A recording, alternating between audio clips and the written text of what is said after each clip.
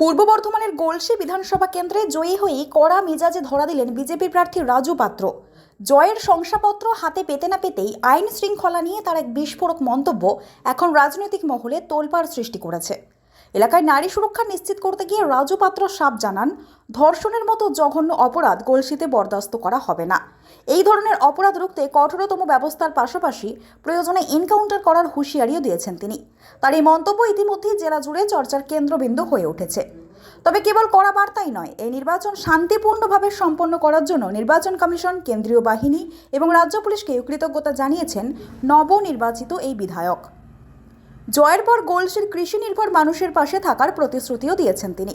তার কথায়, এলাকার কৃষকদের সমস্যার সমাধান করা এবং কৃষিকে আরও উন্নত করাই আমাদের প্রধান লক্ষ্য। গলসির সার্বিক উন্নতির জন্য রাজু পাত্রের 3 পয়েন্ট ফর্মুলা হলো শিক্ষা, স্বাস্থ্য এবং পানীয় জল। সাধারণ মানুষ তাতে সরাসরি উপকৃত হন, তার জন্য এই 3টি ক্ষেত্রে অগ্রাধিকার দিয়ে কাজ শুরু করবেন বলে জানিয়েছেন তিনি। এদিকে আবির খেলার মিষ্টি মুখে বিজেপি কর্মীদের উচ্ছ্বাস, অন্যদিকে রাজু পাত্রের উন্নয়নের অঙ্গীকার। সব মিলিয়ে গলসিতে এখন পরিবর্তনের হাওয়া। এখন দেখারই কঠোর ও কোমল বার্তার মেলবন্ধনে গলসির আগামী 5 বছর কেমন কাটে। কবে থেকে হবে এটা? ওই ডেট কি দেওয়া যায়? শপথ তো নিতে দিন, এখনো তো অনেক বাকি আছে। দাঁড়ান।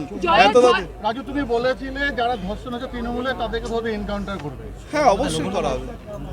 ধর্ষণ হলেও করা হবে, যারা করেছে অতীতে তাদেরকেও করা হবে। এই জয়ের পেছনে কাকে সবথেকে কাদেরকে সবথেকে দেখুন, জয়ের পিছনে নির্বাচন কমিশনার খুব সুন্দরভাবে কাজ করেছেন, সেন্ট্রাল বাহিনী খুব সুন্দরভাবে কাজ করেছেন, এর সঙ্গে সঙ্গে রাজ্য পুলিশও খুব সুন্দরভাবে কাজ করেছেন। পা ভাঙা অবস্থায় প্রচার সিম্প্যাথির কথা বলেছিলেন। না, আমি সিম্প্যাথি কখনোই বলিনি। আমি তাহলে হুইল চেয়ারে ঘুরতে পারতাম তো। আমাকে 10 তারিখ না 11 তারিখে আমার ওটি আছে। কি করছি? সিম্প্যাথি, রাজু সিম্প্যাথি নেয়নি কখনো, কোনোদিনও নেবে না। গলসি মানুষের জন্য কি বার্তা দেবেন? বলছি, মানুষের জন্য, আমাদের কৃষকদের জন্য চিন্তা ভাবনা করছি। কৃষকদের তো কোন কাজটা আগে করবে? কোন বিষয়টা বেশি নজর দেবেন? শিক্ষা, স্বাস্থ্য আর জল। আমি প্রথম থেকে বলে এসেছি এই 3টে বিষয়। প্রথম কাজ কি হবে?